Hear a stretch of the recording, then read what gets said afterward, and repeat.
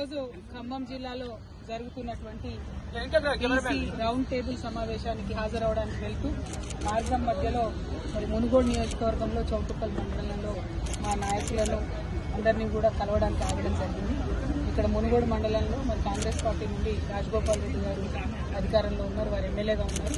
ఇక్కడ ముఖ్యమంత్రి గారు ఆనాడు వచ్చి ట్రిపుల్ సమస్యనే లేకుండా చేస్తా, నేను మమ్మల్ని గెలిపించండి, మేము ఎటువంటి ఇబ్బంది లేకుండా ట్రిపుల్ మీ గ్రామాల నుంచి వెళ్లకుండా చేస్తామని చెప్పింది.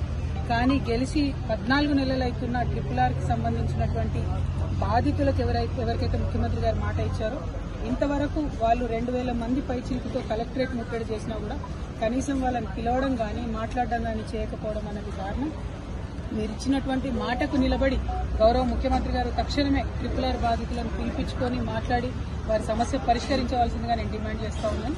రాజగోపాల్ రెడ్డి గారు ఈ విషయంలో చొరవ తీసుకోవాలని కూడా మేము డిమాండ్ చేస్తా ఉన్నాం. మరి మునుగోడులో ఉన్నటువంటి అందరికీ కూడా విజ్ఞప్తి చేసేది ఒకటి, తెలంగాణ రాష్ట్రం తెచ్చుకున్నదే అందరూ బాగుండాలి, అందరం కూడా చక్కగా ఉండాలనే విషయంలోనే. కాబట్టి ఇవాళ బీఆర్ఎస్ పార్టీ మీ అందరి పక్షాన కూడా నిలబడి పోరాటం చేస్తా ఉన్నది. Thank you. జై తెలంగాణ.